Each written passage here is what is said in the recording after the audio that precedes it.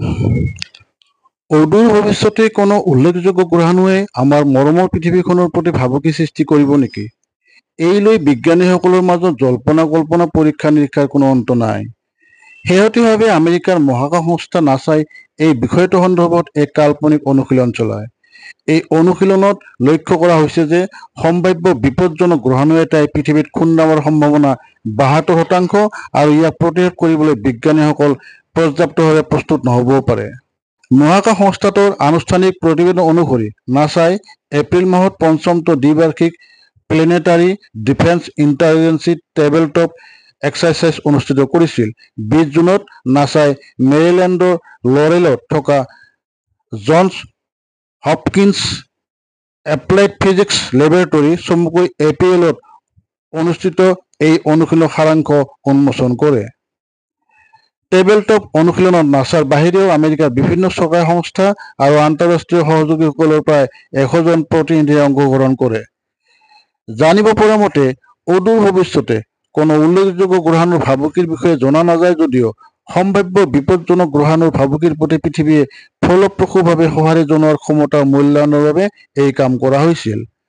নাছাই কয় যে এই কাল্পনিক অনুশীলনে বিভিন্ন পৰিস্থিতিৰ সৃষ্টি কৰিব পৰা বিপদ, সঁহাৰিৰ বিকল্প আৰু সহযোগিতাৰ সুযোগৰ বিষয়ে মূল্যৱান অন্তৰ্দৃষ্টি প্ৰদান কৰে। ৱাশ্বিংটনস্থিত নাছাৰ মুখ্য কাৰ্যালয়ৰ গ্ৰহ প্ৰতিৰক্ষা বিষয়া এমিৰিটাছ লিণ্ডলি জনছনে কয় যে অনুশীলনৰ বাবে এই প্ৰাৰম্ভিক পৰিস্থিতিৰ অনিশ্চয়তাই অংশগ্ৰহণকাৰীসকলক বিশেষভাৱে প্ৰত্যাহ্বানমূলক পৰিস্থিতিৰ গড় বিবেচনা কৰিবলৈ অনুমতি দিছিল। ধৰি লোৱা হৈছিল যে এটা বৃহৎ গ্ৰহাণুৰ প্ৰভাৱত সম্ভাৱনাময়ভাৱে ঘটিব পৰা প্ৰাকৃতিক দুৰ্যোগৰ বিষয়ে বছৰ বছৰ আগতেই ভৱিষ্যতবাণী কৰিব পৰা আৰু প্ৰতিৰোধৰ বাবে ব্যৱস্থা ল'ব পৰা প্ৰযুক্তি মানৱৰ হাতত মজুত আছে। টেবলটপৰ অনুশীলন সাৰাংশত উল্লেখ কৰা হৈছে, অনুশীলনৰ সময়ত অংশগ্ৰহণকাৰীসকলে এটা কাল্পনিক পৰিস্থিতিৰ প্ৰতি সম্ভাৱ্য ৰাষ্ট্ৰীয় আৰু বিশ্বব্যাপী সঁহাৰিৰ কথা বিবেচনা কৰিছিল, য'ত আগতে কেতিয়াও ধৰা নপৰা এটা গ্ৰহাণু চিনাক্ত কৰা হৈছিল, যিটোৱে প্ৰাৰম্ভিক গণনা অনুসৰি পৃথিৱীত আঘাত কৰাৰ সম্ভাৱনা প্ৰায় ৭২% আছিল। সঠিকভাৱে ক'বলৈ গ'লে ২০৩৮ চনৰ ১২ জুলাইত পৃথিৱীত আঘাত আনিব উক্ত গ্ৰহাণুটোৱে। কিন্তু এই প্ৰাৰম্ভিক পৰ্যবেক্ষণ গ্ৰহাণুটোৰ আকাৰ, গঠন আৰু দীৰ্ঘম্যাদী ট্ৰেজেক্টৰী সঠিকভাৱে নিৰ্ণয় কৰিবলৈ যথেষ্ট নহয় বুলি নাছাই লগতে কয়।